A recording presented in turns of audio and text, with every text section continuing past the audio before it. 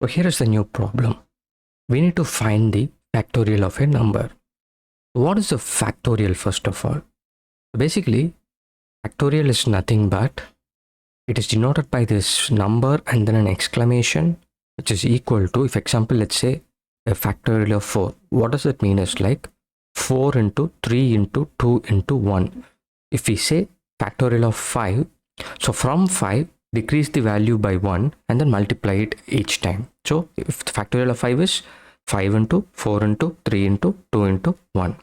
So basically, if you see, now the expectation is that if I provide the input as 4 and the output should be 24. How is it 24? So it calls, the factorial of 4 is nothing but 4 into 3 into 2 into 1, right? So 4 into 3 is 12. 12 into 2 is 24. 24 into 1 is 1. So it gets 24. Similarly, if you ask for a factorial of 5, the output is 120. Right? So I hope you understood what is this factorial of a number. And basically, in order to solve this problem, there are two ways. One is iterative and other is recursive. So what is iterative? Iterative is nothing but running through the loop itself, something like a for loop or some loops. Recursive is also kind of a loop, but the thing is, in recursive method, we will be calling a function from within itself. So it calls function from a function. So it calls itself. Okay. We will, if it's confusing, don't worry. We will see in the solution video of how this works. But basically, the first challenge is for you to write an iterative solution. Okay. So basically, we have a loop which has an iteration, and we will have a result variable, and we need to multiply that result with the iteration. Okay. So this is the basic idea. So try to solve this in the iteration approach in the coding exercise, and we will see how the solution looks like. Thank you. Okay, so here comes the first solution, the iterative one. So let's get into this file and let me create a new file, 03 factorial.js. Okay, and inside this, I'm going to create a new function called factorial iterative, just to mention that it is an iterative way of solving this problem. And let's take the number as an input.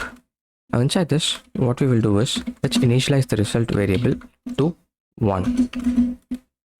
And now we will just run a loop from let I is equal to 2 and until I is less than or equal to num, and then I plus plus. Okay. Okay, great. So now inside this loop, what we will do is like result is equal to result multiplied by I. And at the end of the loop, we will just return the result. Okay. Now let's add some test cases. So console.log of factorial iterative of 4, and let's add couple of more. So probably 5, 6 and 7. So now let's try running this node 03 factorial.js. You see, yeah, we get 24 for 4 factorial and 120 for 5 factorial, 6 factorial is 720 and 7 factorial is 5040 or 5040. Great. So now we have the solution. So basically, if we initialize the result as 1, why are we initializing it as 1 and not 0? If you're initializing it as 0, then if you try to multiply it from, let's say, from I is equal to 0 or 1, whatever you multiplied with 0, it will be 0. So hence we initialize the result as 1, and we starting the loop from 2. And why not 1? The reason is that 1 into 1 is always going to be 1, right? So that's the reason we are trying to start from 2. So we will get 1 into 2, right? So that's the reason why we have result as 1 and let I is equal to 2 as the initial starting point for the loop. Great. And what is the time complexity and space complexity? The time complexity, if you see, it is running until the number becomes 0, right? So it's basically big O of n times. So we are running n times. The loop is being run n times. So what is the space complexity? Apart from this result, we don't take any space at all. So it's big O of 1. Great. So in the next video, we will see how to solve the same problem using recursive approach. And to be frank, iterative approach is much better or much performant than recursive approach, but still for the sake of an alternative approach, we will do the same as well. Okay, and please try to solve it on your own through a recursive approach as well. So basically, in the recursive approach, we will be, for example, let's say we have a factorial function. We will just call the function within itself by something like n plus n multiplied by factorial of n minus 1. Just try and think about the base case alone when we should return. If it's not something you're aware of, don't worry, please look at the solution video. Okay, thank you. See you in the next one. So in the last video, we saw how to solve it iteratively. In this video, let's try to solve it recursively.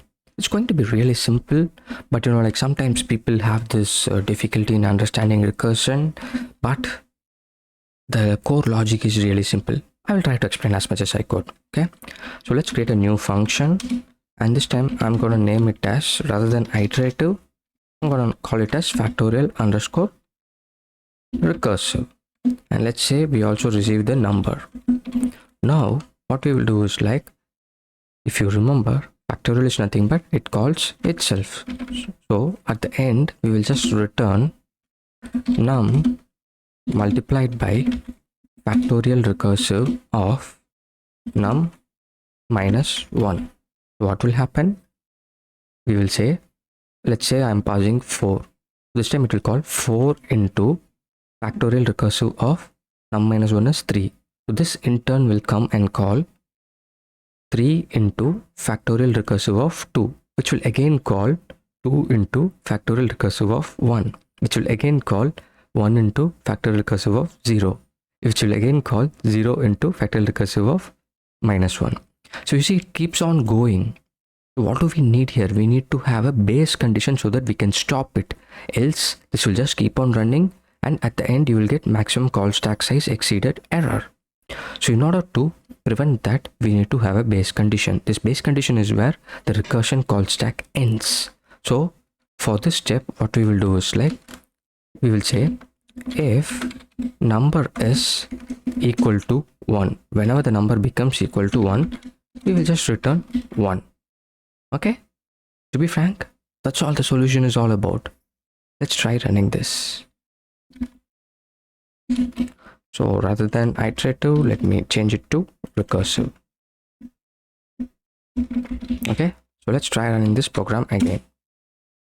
Cool. You see, we are getting the same factorial: 24, 120, 720, 50, 40. But there is a problem with this approach. What it is? Time complexity wise, it also takes big O of n. There is no change in that. But as per space complexity, this takes big O of n as well. Why is that? Here if you see, we are calling functions within functions, so it will add to the call stack. Let me show it in the diagram so that it is more clear. So basically, if you see, let's take this example of calculating the factorial of 4. Factorial of 4 will call 4 into factorial of 3, and this will call 3 into factorial of 2, and this in turn will call 2 into factorial of 1. If you see, these functions are all present in the call stack. Only when the base condition is written, in this case, for example, fact of 1 is going to return 1. So 2 into 1 is being returned to its parent, and then 2 into 3, 6 is returned to its parent, and now we have 6 into 4, which is 24, and it returns to the parent. So if you see, only when we meet the base condition, then the call stack is rewinded or unwinded, right? It gets back one by one. So hence, this takes some memory or space as well. And if you see, it takes 1, 2, 3, 4. So it's kind of like equivalent to actually n plus 1 as well. But in general, it takes big O of n times. That is equivalent to the number. So hence we say time complexity and space complexity is big O of n.